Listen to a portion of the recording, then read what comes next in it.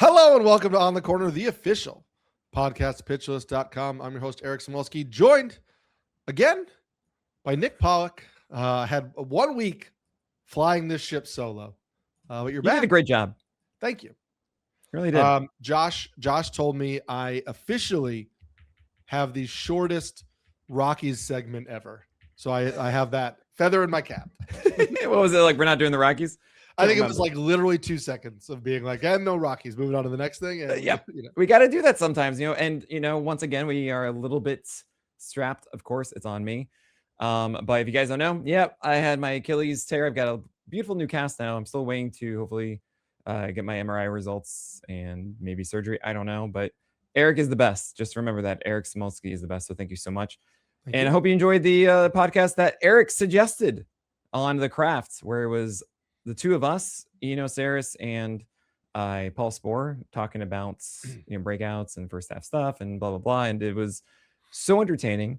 I loved fighting against you guys, and your ridiculous second half breakout picks, which were not breakouts because they've already broken out in many ways. They're breakout picks, but it was a great time, and we're here to talk about this weekend and next. We are. Yes. Excited for this. We're getting right back into the usual thing. So we're going to jump right in for timing purposes. We're going to start with the AL East with Baltimore Orioles. 3 games at Houston this weekend. And then next week is 3 at Boston and 3 against the Angels. Next week, it's a 2-start week for Dean Kramer, but it's at Boston. Sorry, it's the Braves, not the Angels. 2-start week for Dean Kramer at Boston against the Angels. In a 12-team league, you're probably not doing that. You can tell me your thoughts on Dean Kramer in general and Dean Kramer as like a 15-team league 2-start week in that setup. Yeah, I mean, last start, he actually did decently with his command of his 4-seamer splitter cutter, like really well with the cutter down and away. The Red Sox, as you know, are not very good against right-handers, even though the last start was against the Red Sox, and that didn't go fairly. It's very possible he still does well on Monday. The Atlanta game does not look favorable, but in a 15-teamer, I mean, we've seen some ridiculous little mini stretches from Dean Kramer, so it's totally possible there. But otherwise, I mean, Shane Baz's curveball is great, and he's looked much better with it. However, I really have to emphasize that 9 strikeout games, 0 walks, 4.2 innings. There is a stat that no one uses that people should to understand a start like that, and it is foul ball rate. The only reason he had 9 strikeouts was because 36% of the 4-seamers he threw were foul balls instead of going into play. And that means you are less efficient, but you get more 2-strike counts. Well, is over 70% 2-strike count rate for that start. So, he's going to have more opportunities to get strikeouts than usual, thus the 9 strikeouts. It is not all of a sudden a brand new thing with Shane Baz. It is a luck stat. I think the greatest luck stat there is like 4-seamer foul ball rate. I can't express that one enough of just like they sometimes just foul it off, There's obviously different kinds of variants with it, but that's not going to happen again. I actually have an idea for an article that I decided to write in the offseason because I think it's going to be a little bit more in depth, but I was going to look at the pitchers who have the most who allow the most 2-strike foul balls. Oh, yes. And starting pitchers and what they can do to fix that. Like, is there a pitch they have that could theoretically work? Whatever. Well, here's the thing, Eric. I think we actually did some research on this. Alex Fast, and I remember years ago. I mean, Chamberlain would say like foul balls keep me up at night, and I think he did an article about it. You'd be surprised. I think at the time, Justin Verlander had the most 2-strike foul balls, and I think that 2-strike foul balls actually lead to more strikeouts than they do. Not because that is a potential ball in play, right? Sure. And the way I generally think about foul balls is like you're taking away from one of them, and I understand that's why you wouldn't think that. Is if a guy gets a lot of whiffs on a pitch, then a foul ball is closer to getting in play, while if he's someone who doesn't get a lot of whiffs on the pitch, a foul ball is closer to a whiff, right? So I like framing it generally like that, but if you do see a high foul ball rate, it generally means you are going to get chances for strikeouts more than often, and you are also going to be very inefficient that day, and really judge the pitcher to see like, is that normally a ball in the play or is that normally a whiff? Okay. I'll take a look at that. I'll talk to Alex to see if there's an article or some research. Moving on to Boston, they have 4 against Tampa Bay. Interesting for those of you in, even in NFBC formats, things like that. When you listen to this, it's a double header Friday for the Red Sox and then Saturday, Sunday. So you get more, for your hitters, you get an extra starter in there, more relievers. So keep that in mind.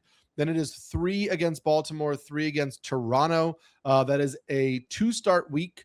Actually, right now we don't have a 2-start week for anybody. We'll see if it settles in that way. A lot will depend on Ranger Suarez and if he comes off the IL next week. No, it might be Peyton Tolle. It might be. I don't know. Peyton Tolle is Sunday. Yeah, Sunday. It's because you have Eduardo Rivera. It could be Bayo showing up a little bit. We don't. I think they've done the Eduardo Rivera Bayo as a long reliever, and I think that's what they have scheduled right now. We'll see what happens with Suarez if he comes back. So we, the deal on most of these guys. I'm curious what you thought about Patrick Sandoval's first outing. Because with the injury to Connolly early and the injury to Ranger Suarez right now, he may get more turns in the rotation than we anticipated. He is going to start Saturday against Tampa Bay. Do you have any interest in that outing? I mean, it's possibly becomes like a swatch, right? Like he was someone who was a bad fastball changeup slider guy, and we saw the changeup look good. So who knows? I'm not going to jump into that. Honestly, it is interesting that it's possible Connolly early does appear next Saturday. So a week from this Saturday. I hope so. And that would theoretically kick out Patrick Sandoval. I don't know if this is sounding like you and me talking at First Pitch Arizona. I know. But I would say the interesting thing is Brian Bayo did have an opener and did look much better. He had a much better breaking ball. Yeah. I think it had like 3 to 4 inches extra movement on it. Big deal for Brian Bayo. As Eno would appreciate, a lot of right on right changeups that we had not seen previously from Bayo. And the changeup, as we talked about many, many times, had previously been a very important pitch for him. I think it is if he wants to go back to being a usable starter. But yeah, I'm not holding out hopes for that. And I would not be using Sandoval this weekend against Tampa Bay, even though he looked better in the first start than I thought he would. Right. The Yankees, they have 3 against the Dodgers this weekend, and then 3 against Pittsburgh next week, and 3 at Philadelphia. That's 2-start week for Ryan Weathers, Pittsburgh and at Philadelphia. So even though the Philadelphia start is not great, you're going to do that because Weathers has the ability to handle both of those teams and pitching when he's on. With Rodon out, you are going to get Elmer Rodriguez on Tuesday against Pittsburgh. I don't think you can do that. With as good as the Pittsburgh offense has been and as mediocre as Elmer Rodriguez has been in the big league level, I think you've got to avoid that. Yeah, I do not like Elmer. He's not the glue that we want him to be. He hasn't gone long in the games. He doesn't have the swing and miss stuff that we want to see. It's just not the dude we want to be chasing right now. Garrett Cole looked much better, by the way. His four-seamer was electric and located better this time around, while the slider was looking better. The curveball, I think, should be used more. But Garrett Cole is looking back on the right track. And even though it is Pittsburgh, who is a good right-handed team, I'm going to go for that one. Let me ask you about Will Warren. Please. Because Will Warren, who has been struggling of late, his next 2 starts are Dodgers and then at Phillies. In a 12-team league, are you still holding Will Warren through the struggles with these next 2 matchups? I am, and I hope that he gets it back in order. I mean, we kind of see him go back and forth. He's been boring. I remember even last year, I was concerned about Will Warren, and he just kind of plodded along. I don't think you can turn down the win chance, really. Okay. And we haven't seen too much of like a terrible floor from Will Warren. Sure. Tampa Bay. 3 at Boston this weekend. 4 again. 4 at Boston this weekend because of the doubleheader. 4 at Toronto, and then 3 against the Guardians. So the Rays come out of the break with 4 games in 3 days, and then 7 games in 7 days. So it's a lot of games on hand for Tampa Bay. So you're going to see some extra starters in there, including. Mason Englert is set to start next Tuesday at Toronto. It is a 2-start week next week for Nick Martinez. who gets Toronto and Cleveland. That's all-star Nick Martinez. Toronto and Cleveland, you are going to make those starts. Griffin Jackson's been pitching too well. You got to use him. Shane McClanahan's been pitching too well. Drew Rasmussen is pitching really well. You're basically using all of these guys. What are you doing with Mason Englert? I know that he had a really interesting start a couple of weeks ago. Yeah. Would you use him against Toronto this week? I don't think so. I mean, 15 teamers, I can understand it. Really good changeup. So it's possible. He's more interesting than he was previously for me, but I'm not. I don't know. I'm not really ready to say like, cool, he's the next prize of Tampa Bay. Sure. Everybody's ready to find a next prize for Tampa Bay. We should note with Ian Seymour this weekend, he gets Boston on Saturday. We've talked about how Boston is a much better offense against lefties. I would still start Ian Seymour. I'm a fan of Ian Seymour, but it is a more difficult matchup than it might appear on paper. Toronto to wrap up the AL East. 3 against the White Sox this weekend, 4 home against Tampa Bay next week, and 3 at Boston. That is a 2-start week for both Dylan Cease and Kevin Gossman. You don't need us to tell you to start those 2 guys in a 2-start week. I think you don't need us to tell you that Max Scherzer and Shane Bieber next week against Tampa Bay cannot be trusted and should not be started. And so the real question I have then, Nick, is Trey Savage this weekend against the White Sox, next week at Boston. Can you trust the command enough to use him? No, I'm like, I have it as questionable because I understand that it could be good, but like, it's just no. It's so bad. And what's so funny is we had 2 starts where Trey Savage had like on paper great command. He was putting the fastball up and into lefties and down away to righties. It was like so nice, actually inside to righties.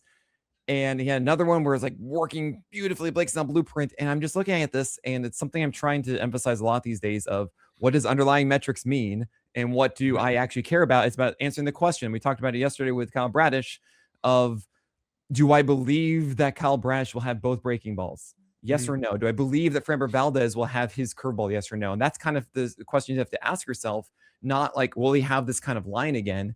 What you're really saying is, do I think that Trey Savage will have great fastball command again? And no, I don't. So I don't want to start him. So let me ask you this. I'm looking right now at Yahoo roster rates. Obviously, things are going to be different in different formats. Yes. In Yahoo, yeah, Trey Savage is 91% rostered. That's just insane to me. I'm going to give you some, not just people that are rostered lower, but I mean, like you could do like people who are way, way lower. So tell me yes or no. Cade Cavalli or Trey Savage?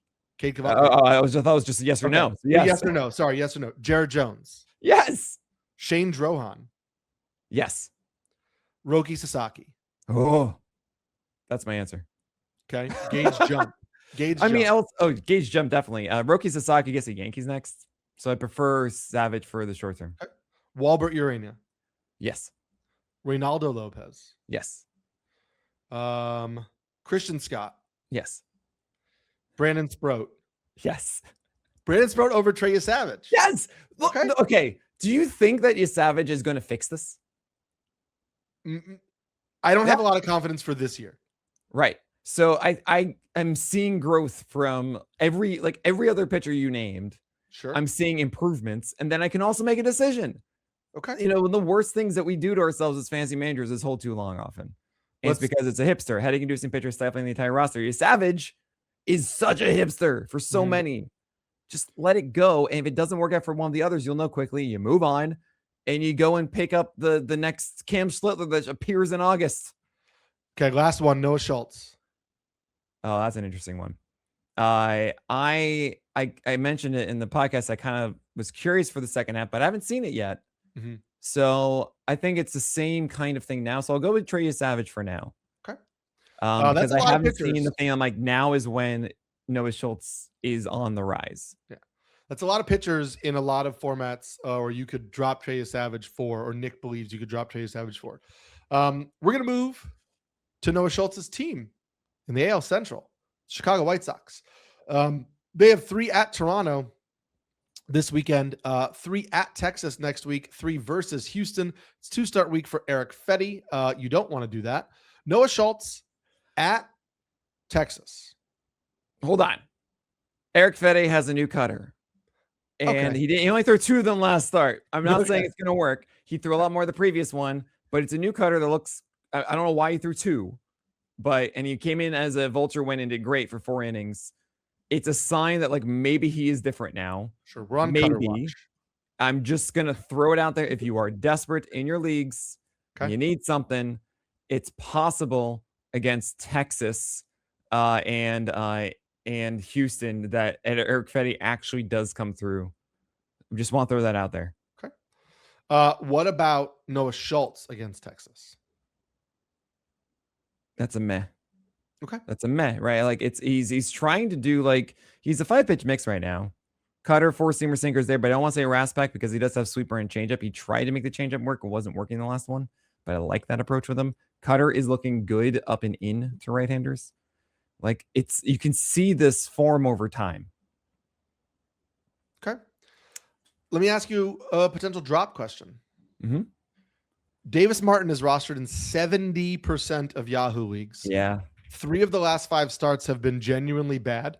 The strikeouts have kind of evaporated. Toronto and Houston are not like, they're not terrible matchups, so I could see holding them, but would you, in a 12-team format, would you be okay moving on from Davis Martin for some of those guys you mentioned? He's a streamer to me. Okay. I mean, it's fine. It could work, could not. The last start we just saw Davis Martin not locate well at all. It's all fine. Yeah. This is that time of year where like you need to look beyond what's the pitcher done all year long, because I know that Davis Martin may have been a tremendous waiver ad for you and given you so much good value. And maybe you don't want to drop him because you think, oh, maybe I'll wait for that good start and I'll trade him. I just don't think you're getting value in a trade for Davis Martin. And I don't know that you need to hold him in shallow formats through the rough starts. I think it was a really nice story, and maybe there'll be a few good starts mixed in here and there, but I would rather have the upside of somebody like Jared Jones, Cade Cavalli, we talked about, who are rostered in far fewer leagues. Yeah, I get that. The Guardians have 3 against Pittsburgh this weekend. They have 4 against Minnesota next week and 3 at Tampa Bay. So it's 2-start week for both Slade Ciccone and Parker Messick. Obviously, you're using Parker Messick in a 2-start week. Slade Ciccone, Minnesota, Tampa Bay. How confident are you? I'm not a part of the Slade Brigade right now. In a 15-team league, is that a usable? I mean, sure, 15-team. Like essentially, the guys that are going 6 constantly for any sort of winning team, you have to in a 15-team. Sure. Or at least have the potential to go 6. But in a 12-teamer, it's very like bottom the end Toby to me. I'm not really interested in this. I am interested in what Joey Cantillo has been doing of late. It's looked really, really, really good. Pittsburgh is not as good of an offense against lefties. And then Minnesota is susceptible as well. So I do like the next 2 starts for Cantillo. He would then be at Cincinnati after that, but I think he needs to be picked up in far more formats. I just think he's looking really strong. Yeah. Detroit, they have 3 at the Angels this weekend and then 3 at the Cubs, 4 home against the Royals. That's 2-start week next week for both Jack Flaherty and for Framber Valdez. Nick, yet again, you have Jack Flaherty as a do not start, despite 3 straight good starts. Yeah, I'm going to. Well, it is at Chicago, which is annoying, but I am going to upgrade that to a questionable just because I went back and I reviewed the last ones, and I saw in the very last one again he did get whiffs on both the slider and the curveball. 4-seamer was underneath 93 though, but fine, he does fluctuate with that. It is very much home run dependent here, and Flaherty is absolutely prone to that. But he can get you strikeouts here, so I'm upgrading him to a questionable start in Wrigley.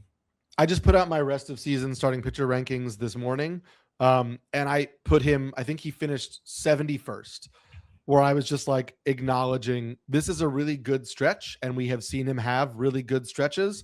We've also seen the wheels fall off. And so I'm more apt to treat it like it's a Vargas rule, where like as when he's pitching this well, I'm more apt to use him until it starts to go away, and it could go away at any moment. Yeah, the other element here is Valdez that we talked about yesterday. He got his curveball back, and I really hope it's the time that he actually turns it on again, because we see it all, every single season at some point. So I'm very, very curious about that next one. Troy Melton looks amazing. I think he's a breakout in the second half. What would you say, Eric Samolsky? Well, unlike Ian Seymour, who had an ERA over 4, Yeah, 12 strikeout game. It doesn't matter. And then he had one that wasn't as good. He also gave up 2 runs in 5 innings in that game because he tired in the 5th inning. I'm just saying. No. If you look at the stats, I don't think he's fully broke. I don't think he's fully broken out yet, Ian Seymour, because I think the second half stats. If you look at the stats, yes. Oh my gosh, that is that is one of the most insulting phrases that you could say to any fantasy analyst. Understood. But if you look at the stats, well, I'm saying if you're determining whether he's a breakout or not, I believe the stats will be much better in the second half. So I think you could call him a breakout in the second half. Sure. But Troy Melton, that one's better than Troy Melton. Troy Melton is looking great. And just to piggyback on what you were saying about Framber, I had my Q&A earlier today with James Shiano, and there were people that are in 10-team leagues that said, hey, Framber was dropped. Like, should I pick him up? So first of all, good on you. And it's in a 10-team league to pick him up, drop him before the last start and everything like that. Like, you should be doing that. I would pick him up now because there is serious potential of this being a top 20 guy the rest of the way. Agreed. So pick him up, see how the next one goes. If he falls back on the back, then I would throw him back on the wire. Like, he's someone who gets into rhythm and goes, as opposed to bouncing back and forth as much. Yeah. The Royals, 3 against the Padres this weekend, 3 against the Giants next week, and then 4 at Detroit.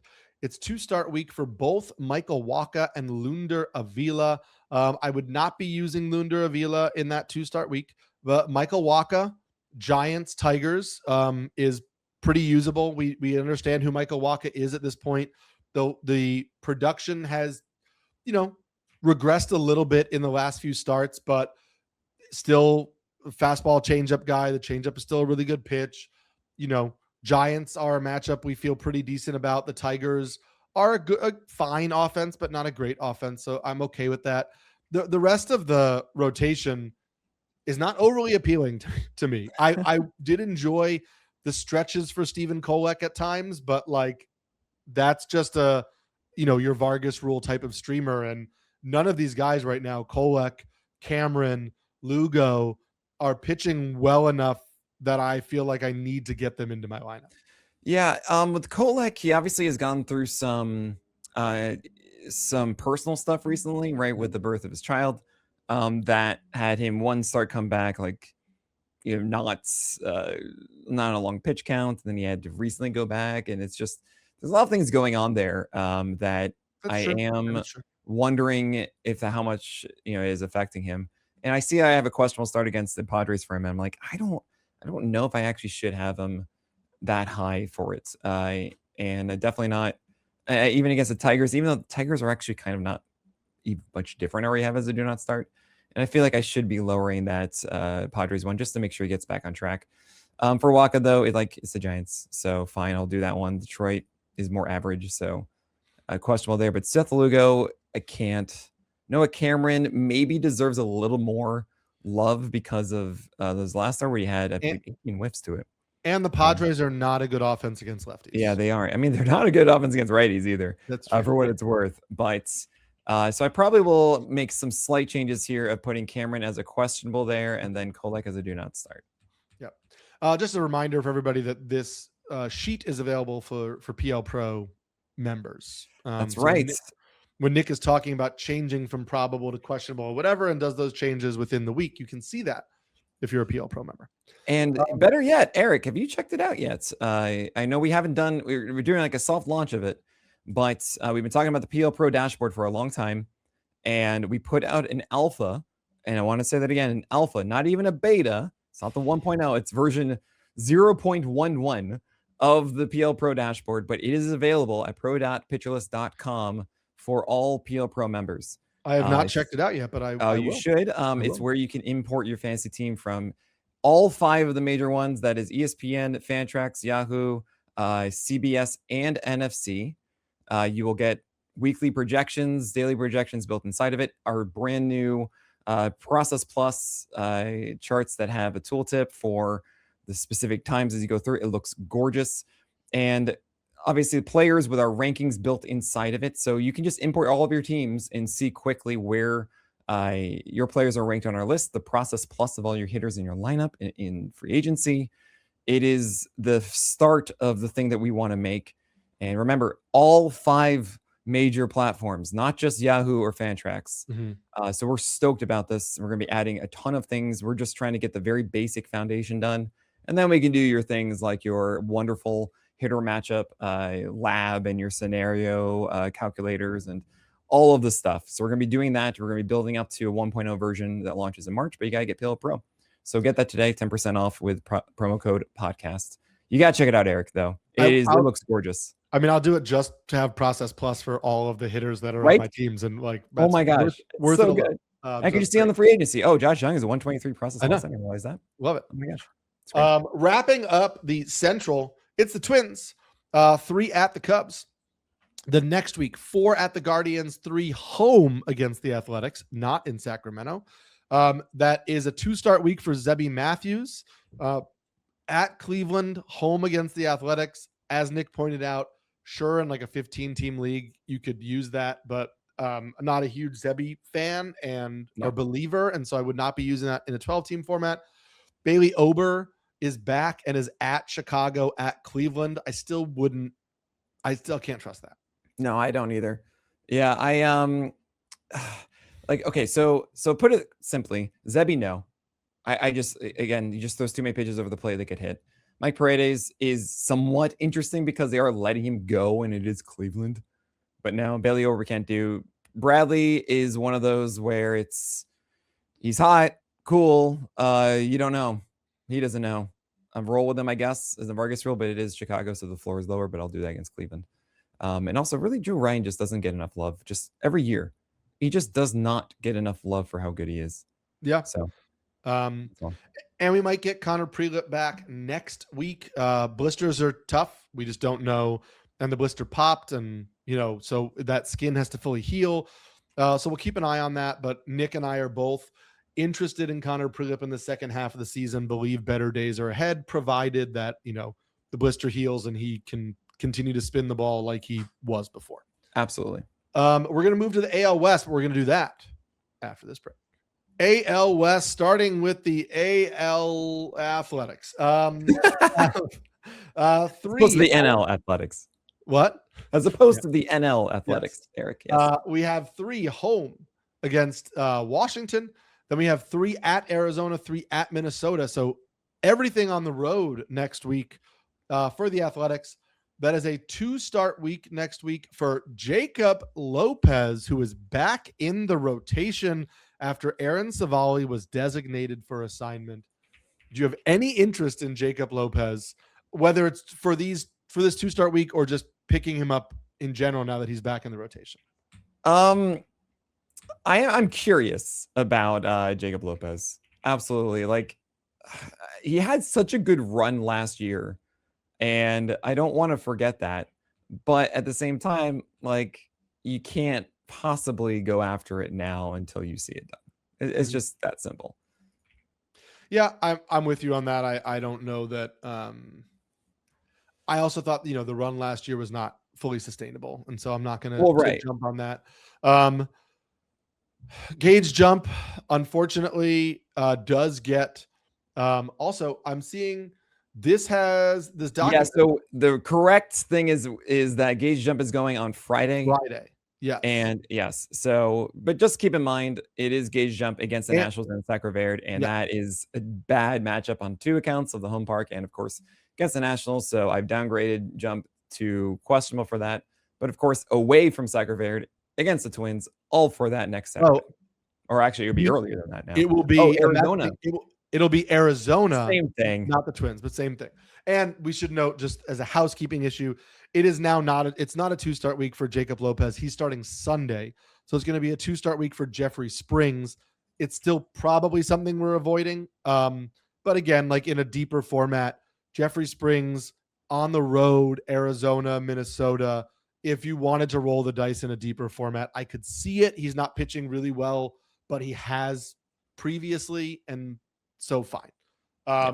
JT Ginn at Minnesota next week, but he's coming back down to earth a little bit, and so it's hard to get overly confident, even if he's away from Sacramento. Yep. Houston, 3 against Baltimore this weekend. Then they get 3 home against Miami and 3 at the White Sox. It's 2-start week for nobody because they're using a 6-man rotation. Yep, there you go. Christian Javier, Ronel Blanco getting starts. Any interest in either of those? Let's go to all 3. I'm curious. That's all. Because I mean, like, also Getty hopefully can figure things out. Amai is just whatever.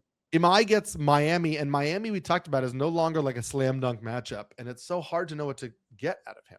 Yeah, and so I mean, I actually have him off the list today, as I'm going to be putting that out.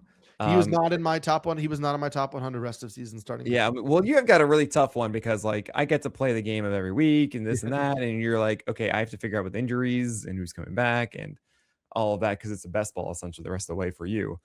But yeah, Ronel Blanco, I hope is cool, but I'm not going to expect it. Christian Javier has not really been tested yet and is not looking like he's returning to his 2022 form.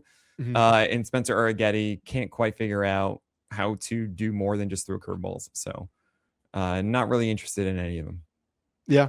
I am. Listen, when we first were like, hey, Peter Lambert looks pretty interesting. I really didn't think we'd still be saying Peter Lambert was interesting in July, but here we are. And Peter Lambert has established himself as a pretty rock solid streaming option. And so good for you, Peter Lambert. Angels, 3 against Detroit this weekend, 3 home against St. Louis, 3 at San Francisco. It's 2-start week for Walbert Urania, St. Louis and San Francisco. So we like that. Yep. We are still not in, I think both of us agree, on Grayson Rodriguez and Ryan Johnson. So we'll be avoiding them in these next 2 starts. And Detmers, Detroit, St. Louis. Like I still believe that Detmers is due better days. I know the results coming into the All-Star break weren't great. Paul Sporer said some glowing things about him yesterday, and I'm more on the pro Detmers side than the anti Detmers side. I would say so too, just because the slider is back for him. And the slider was worse in that last one. It's like do better than that. But it's generally in a good place. So I like Detmers with a good slider. And I'll keep rolling with that. Yes, you will. Roll it on out there. Jose Soriano, not pitching as well as he was earlier in the year, but I think he's still worth holding in most formats because we've seen him be a usable starting pitcher, even if he's not Cy Young Jose Soriano. I don't know if he is. He is way too volatile, and it's hurting a lot of teams. I mean, he's exactly the same whip destroyer that he was previously. That's true. If you just remove the first month of the year, and it's been very bad for your 12-teamer since. It's actually kind of wild that I think, what is it, like he threw 5 starts or so when he had, or 6 starts with just 1 earned run total, and he's only had 1 game since of 1 earned run or fewer. Yeah, well, we knew that early production was not gonna right, but it's like that is a very extreme of it though, agreed. And not good. Yeah. Not good. St. Louis or Seattle. Sorry, I don't know why I said St. Louis. Seattle has 3 against San Francisco. Then next week, 3 home against Cincinnati, 3 at Texas. It's 2-start week for again nobody because the 6-man rotation. I think I know that people in the Q&A we had today were very nervous about Bryce Miller's velocity drop in his last start. It's 1 start. I mean, I understand.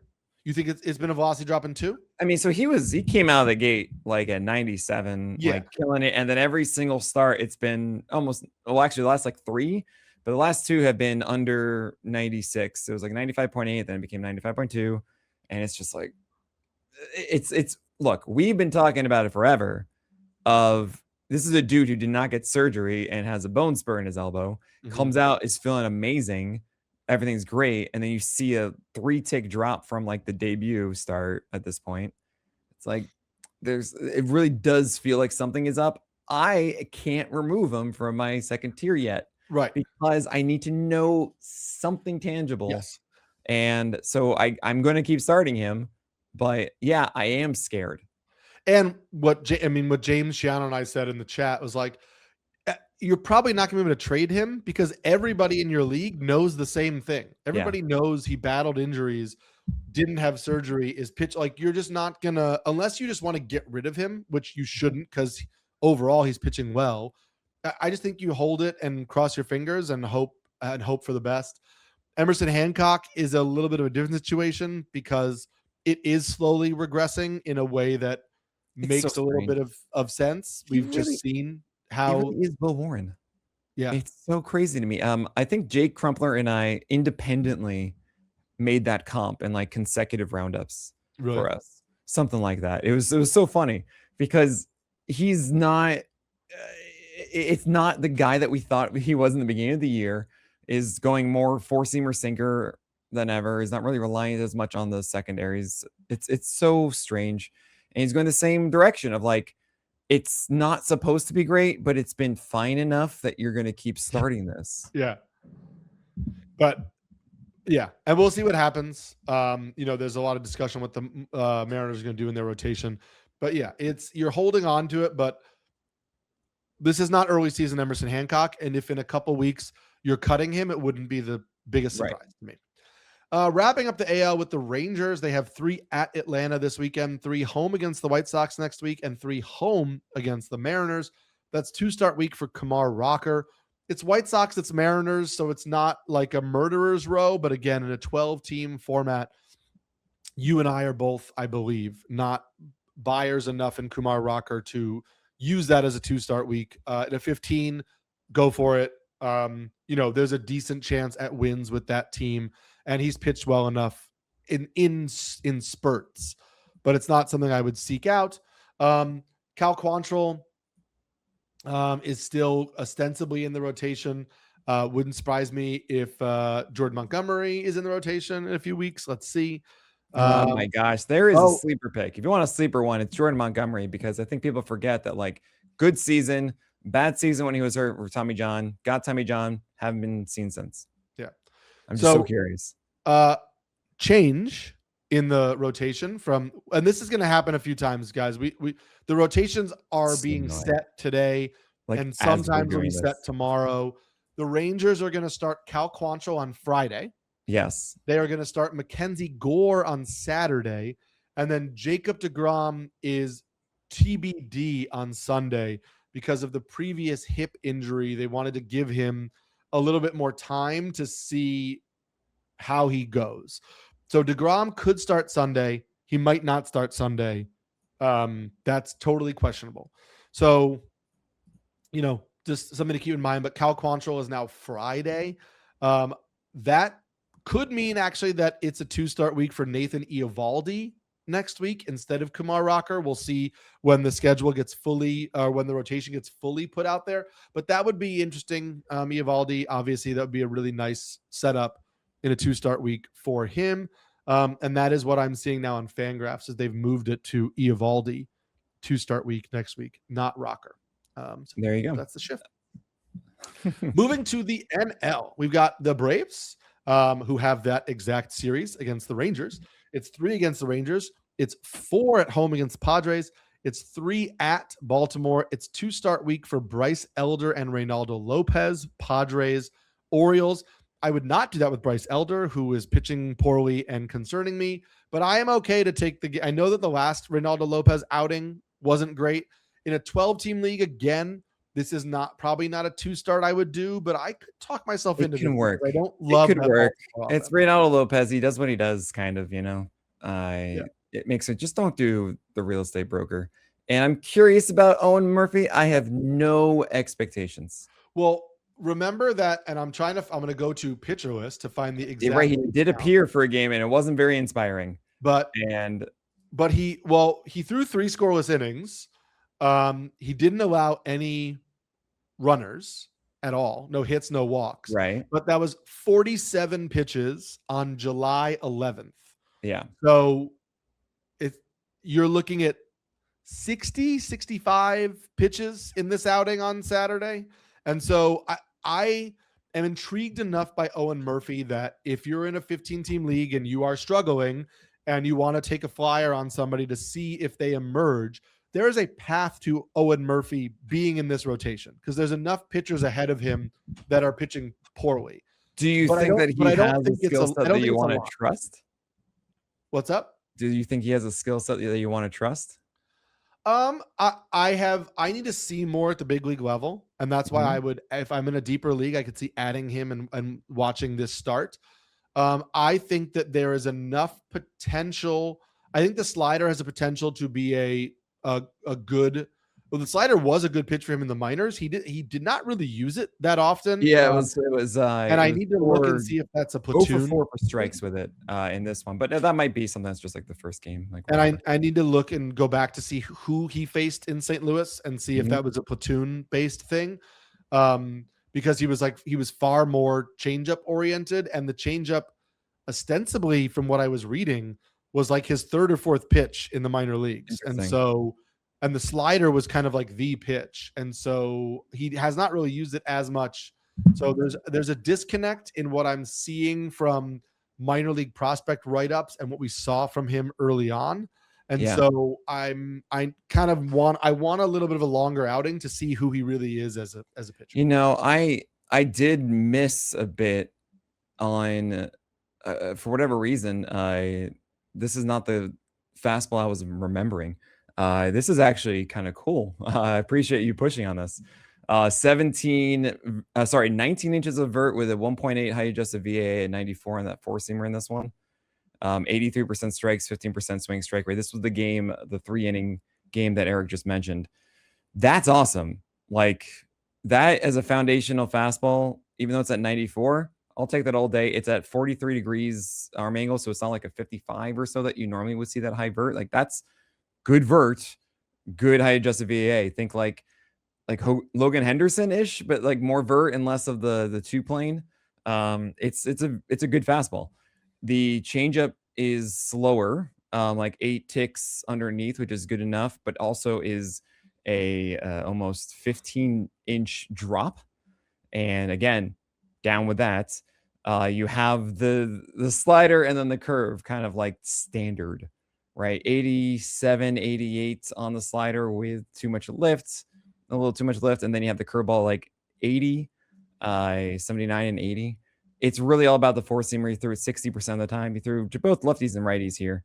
He didn't get the 4-seamer quite high enough, but Owen Murphy, way more interesting than I thought. And that's a miss on me. I'm happy that you brought him up and pushed him up more. I'm curious about this one. Biggest thing, of course, that you mentioned that we can't forget, 47 pitches, should not go long. But you're totally right that this could be someone that actually just appears in this rotation if he goes upstairs with the 4-seamer often. Owen Murphy. Kind of an add and see, I would say, rather than a definite start, in particular because, again, we talked about the pitch count here. Miami, they've put out an updated rotation. So let me just check this really quick before we go into this. Miami this weekend, it's against the Brewers. They're going to go Sandy Alcantara, Max Meyer, Yuri Perez this weekend. So that means next week it's 3 at Houston and 3 home against the Padres. That's going to be a 2-start week for Jansen Junk at Houston, home against the Padres. Jansen Junk back off the IL, immediately back into your lineup, or no? No. Okay. I mean, he did have, I think, 1 game, and it wasn't like that much. It was like, it's okay. It wasn't enough for me to be like, oh man, Jansen Junk's great again. This is awesome. So I feel like it could work against the right-handed lineup of the Astros, which helps them out. And of course, again, the Padres being the Padres. But I wouldn't go after it. Okay. I'm a little more interested than you are, but again, in more of just 15 like a teams. 15 team format. Yeah. I would be Not in in a 12. 15, fine. I'm not Wonder I'm how not much to also chasing push this. him. Yeah. Not chasing this in a 12, crossing my fingers that Yuri Perez will continue moving in the right direction after that last good outing. Mhm. Marlins, 4 games back in the lead for the NL East. Unbelievable. Wild, but here we are. The Mets, 3 at the Phillies, maybe, or will they not? Because the air quality alerts are unhealthy, and Yeah. Major League Baseball is considering not playing these games. They shouldn't, at the very least, just don't do it today and then like do Yeah. it tomorrow. They And have, then I believe that it's because it's in Philadelphia, but I thought it was related to the World Cup, but the World no, Cup that would be is here. Sunday night though, right? Yeah. And like So I don't know why they're off I tomorrow. wonder if it's a broadcast thing of like someone has the It must be. exclusive game on Thursday. It must And be. that's why the Yeah. double header is happening on Friday as opposed to like a Thursday and Friday, I assume. Yeah, that must be what it is. So that's a bummer, but keep an eye on that because that could be interesting if they switch things around. But it's 3 at Philadelphia. The Mets have 3 at Milwaukee and 3 home against the Dodgers. That's two-start week for Freddie Peralta at Milwaukee against the Dodgers right out of the All-Star break after a really bad first half. In a 15-team format, you're gonna have to keep using him because it's Freddie Peralta, and like we know the skill set is there. In a 12-team format, like it's so tough, and he's gone back to like just very aggressive fastball usage, and I don't love it. And I could see sitting him in a 12-team league, but I'm not ready to cut him yet. Yeah. It's Peralta could just turn on an RB. Yeah. And I would say too, like it doesn't seem as if he's pitching so badly too. It's not going right for him. It feels like it's close and it's not there.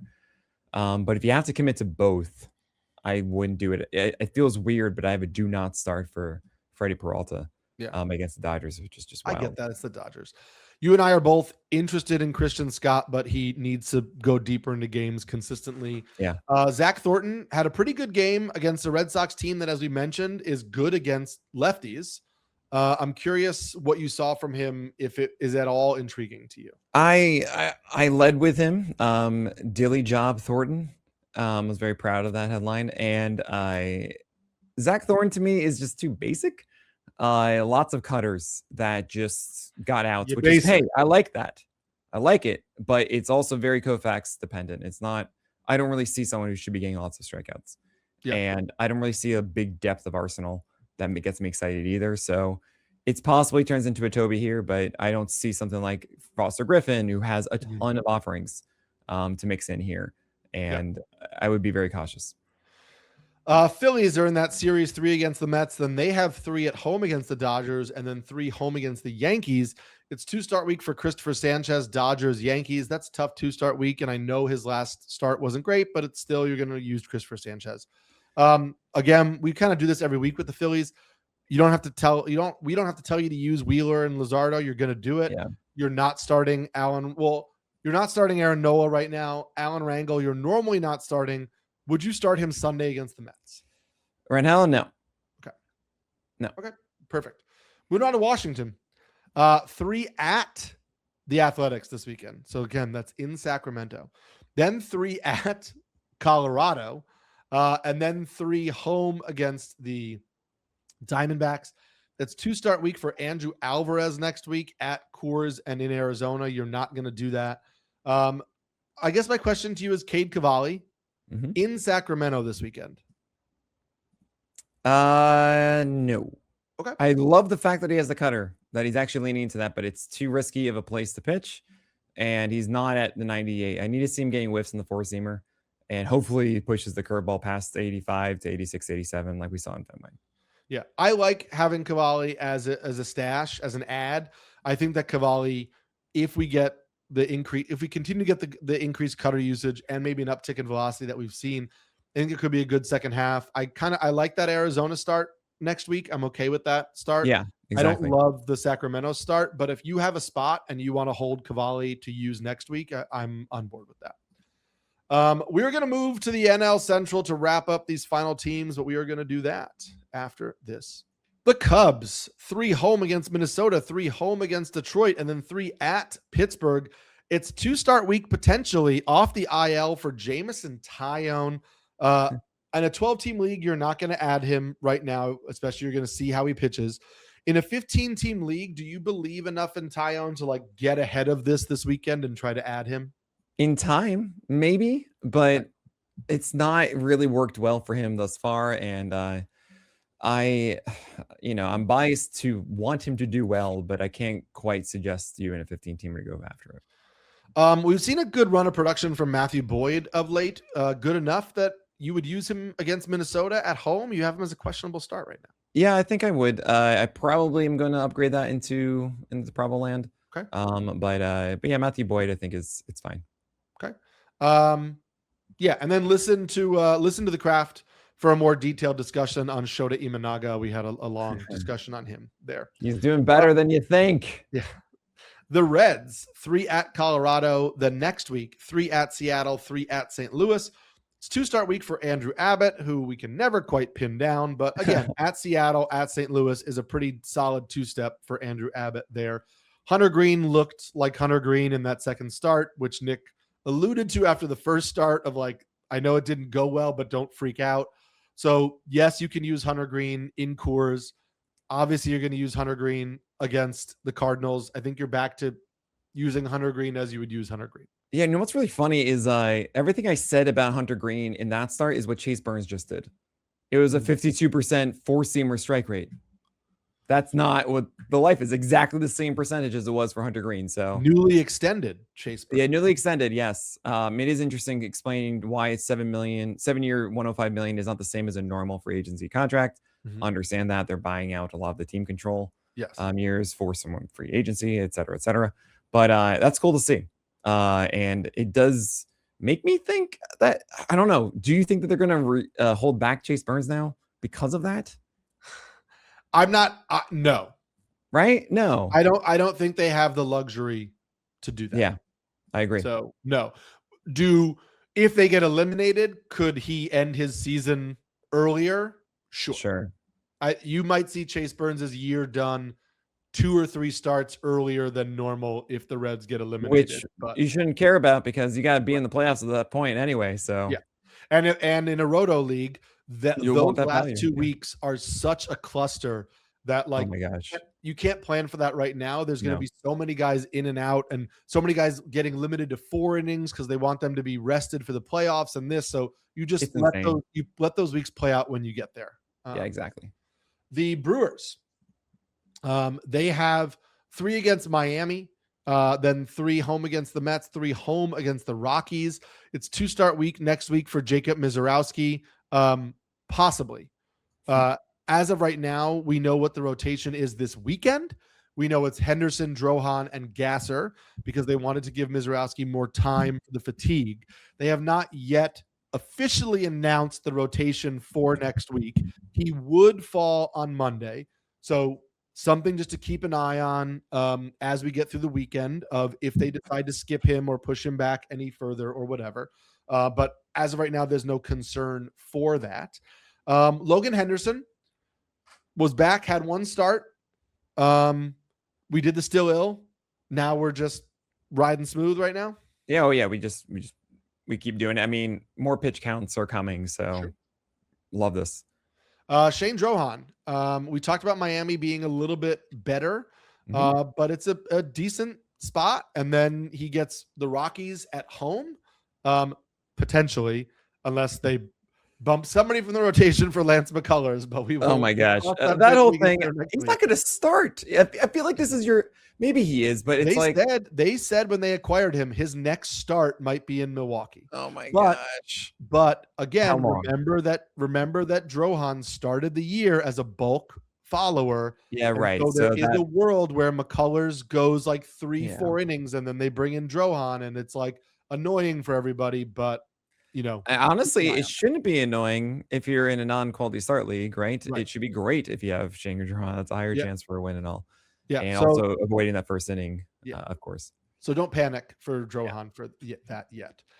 Pittsburgh, they have 3 at Cleveland, 3 at New York, and then 3 home against the Chicago Cubs. Pittsburgh also just put out their renewed rotation. So Jared Jones, Braxton Ashcraft, Paul Skeens, which means next week is a 2-start week for Mitch Keller at the Yankees, home No, against thank you. the Cubs. You are going to be avoiding that. You're also probably going to be avoiding Bubba Chandler at the Yankees. But Jared Jones looked good in the last outing at Cleveland, at New York. We've talked about this. He's like 30% rostered in Yahoo formats. I get it's frustrating that the pitch count is probably going to hover around 80, 85. It's just what it's going to be. Yeah. And he even acknowledged, like, I get it. I get why they're doing it. And so Yeah. I just think you have to, that doesn't mean you shouldn't roster Jared Jones. Obviously in a quality start league, it hurts him a lot more. But if you're just looking for wins, he could easily go 5 innings with 85 pitches. And you just got to hope that the efficiency we saw the last start continues to become a thing as he gets more starts under his belt. Yeah. And Jared Jones, I mean, what he did is he just threw a lot more 4-seamers. It's insane. He was throwing more sliders than 4-seamers to righties before, and he just completely turned it. It was 60% overall 4-seamers in that one. And he just blew it by guys. He's like, yeah, what am I doing? Why am I not throwing more 4-seamers? This is such a good pitch. That's a good change of mentality for him. I hope it gives him the confidence, like keep doing that until it's broken. And then you have the slider underneath and make it that foundation. So excited for him. Me too. Got a lot of shares. Hope it works out.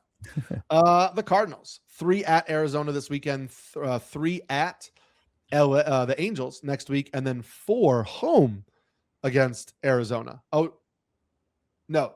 What is that? Why does it have... I think it's a makeup of a doubleheader is my guess. That's so interesting. Sorry, maybe not, because there is a 1 right now. The schedule has I think that's a typo. If I look on FanGraphs, there's no game on. There's no. Okay, I apologize, guys. That is all. It's not Eric's fault. Okay. So we set have him 3 up to fail.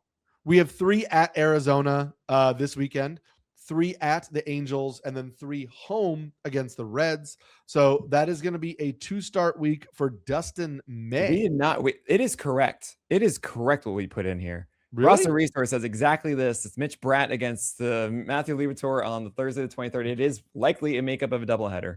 Oh, so this is so funny with Roster Resource. If you just go to their Roster Resource page where it has their schedule, it says they're off on Thursday. And it's probably because they were supposed to be off on Thursday. I see. But the Roster Resource Probables grid, which is the same as the RotoWire feed, because we both pay for that license. Good job, RotoWire. James Anderson, Clay Link, you did a great job, Shannon. Okay, so they have it. We will start this from the beginning, so we're not confusing you. St. Louis has 3 at Arizona this weekend. They have 3 at the Angels next week. They have 1 home against Arizona in a makeup, and then they have 3 home against the Reds. So that will be a 2-start week for both Dustin May and Kyle Leahy next week. They will both get the Angels and then the Reds at home. Dustin May's last start was a pretty good one after the bad start against the Royals and then the start where he got hit in the foot. And so I think we're back to a decent enough spot with Dustin May where Angels and Reds is a pretty decent 2-start.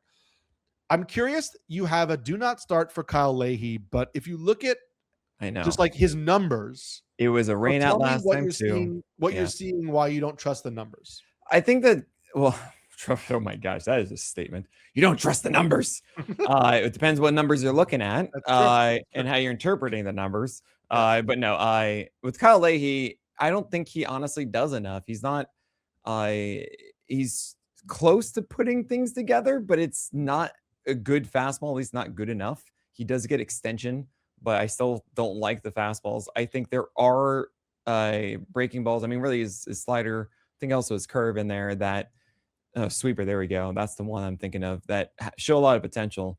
But I really just haven't seen, like, watch Kyle Leahy and be like, oh, cool, he's figured this thing out. Sure. Like he does this consistently each time. And I just don't feel confident, even though it is the Angels and that does look like, hey, that could work.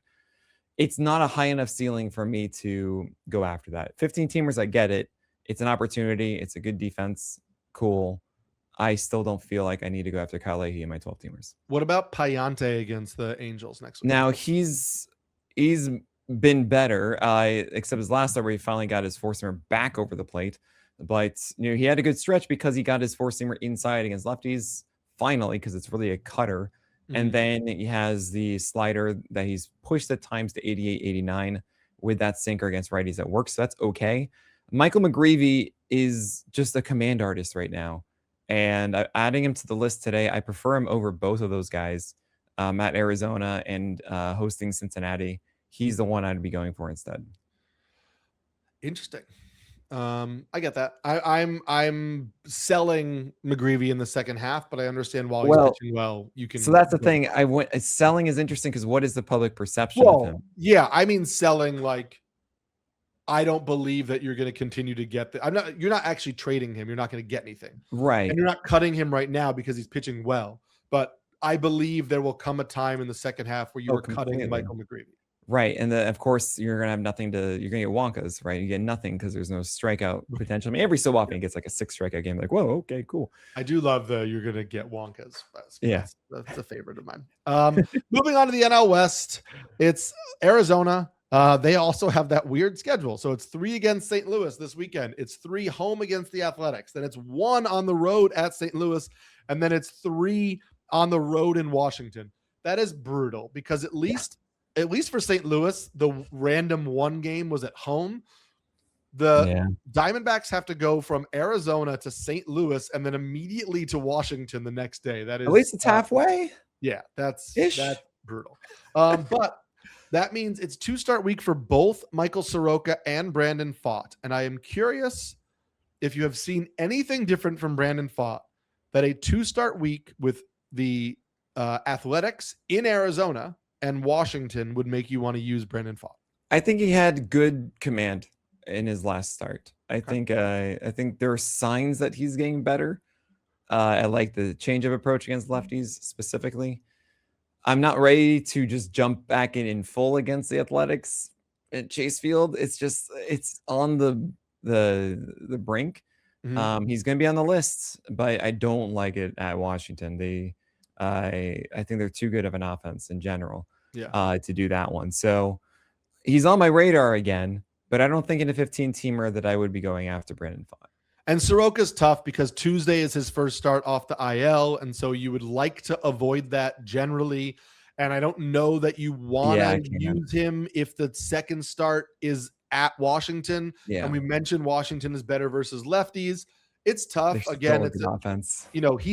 Soroka's been good enough that in a 15-team league, if you're strapped, I could see using that in a 2-start week. But it's a tough situation. I do like Soroka. I would be happy to add him off the IL. I would just try not to use this start. And then very quickly, because we'll rush through the next ones, but I am curious your thoughts on Mitch Bratt now that he's in the rotation, if he intrigues you at all. Not at all. What are your thoughts on that windup? It's ridiculous. It's ridiculous. Yeah. I mean, it's fun. It's just, I love baseball because this is like you give every single pitcher a single task and they all have a different approach for it. I think it's one of the most beautiful parts of baseball. I do want to mention there is an argument to be made that you want Pfaadt over Soroka just because you don't know how long you'll go in the first one. And Soroka is also he got into a groove, and you don't know if he's going to have that command again right away. Comment, and would you, if I was thinking more like for the rest of the season, I would rather have prefer Soroka because we've seen that ceiling from him. We haven't from Pfaadt, but there is possibility that Pfaadt is better than Soroka. It's not out of the question. That is my thought. Also, update from Major League Baseball. They've just changed the start time to today's game between the Mets and the Phillies, moving it up 1 hour. Don't really know what that does to the air quality issue, but maybe they expect it to get worse. Yeah, that's been the adjustment. Rockies, no. Moving on to the Dodgers. The Dodgers have 3 at the Yankees. The next week, 3 at the Phillies, 3 at the Mets. They don't do 2-start weeks. We know that. It is going to be, what we will say right now is that Ohtani is not starting. this weekend. So Ohtani, like Mizorowski, who has this knee issue and was not starting before the All-Star break, he would be slotted to go Monday, but they have not actually released an official rotation for next week. So we don't yet know if Ohtani is going to be back on the mound.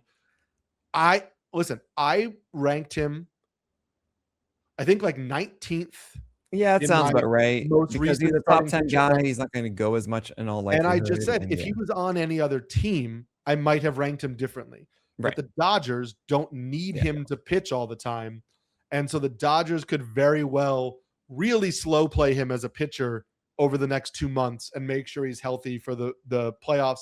Just keep an eye on all that. It might be at the end of the series. So it could be like Tuesday or so that he goes instead, or Wednesday. Robleski and Emmett Sheehan, I think you just got to keep rolling with. Sasaki and Lauer, I don't like it, but they're questionable starts against the Mets. And Lauer, it's possible you just sneak a win in there. It's what he's doing. And rookie Sasaki is not really looking interesting to me, but that could also be a win. The Padres are very straightforward. Don't start anyone. I'm interrupting you very quick just to say, in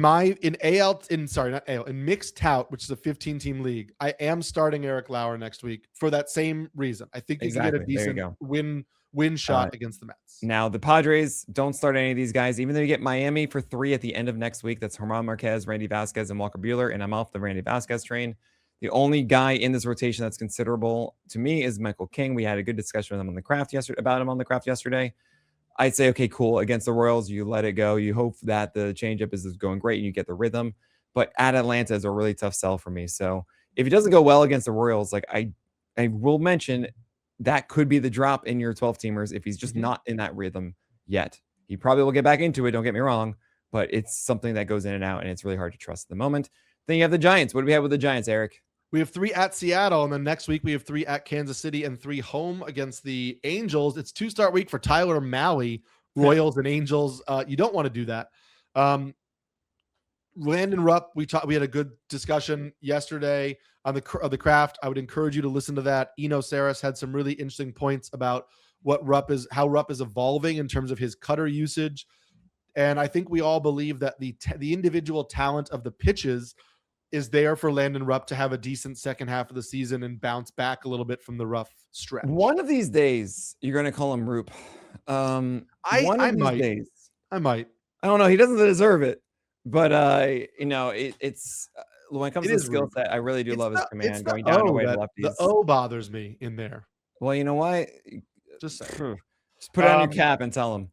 And then listen, Robbie Ray, like I get it's at Seattle, it's home against the Angels. If these 2 starts go well, try to trade Robbie Ray for whatever you could trade him for. I'm not optimistic. I gotta say, this end this podcast, like his 4-seamer's his best pitch, and the last 3 games he's just like stopped throwing it. Right. As in like, okay, I didn't have this for strikes before. Okay, but I'm going to try it now, and he's getting strikes with it now, and he's still not throwing. He's throwing more sinkers, which he doesn't get strikes with, and it's just why I don't look. I know it's not going well for you, Robbie Ray, but like go back to then 60% 4-seamers to righties. Just do that because it's good again. Do it. Thank you so much.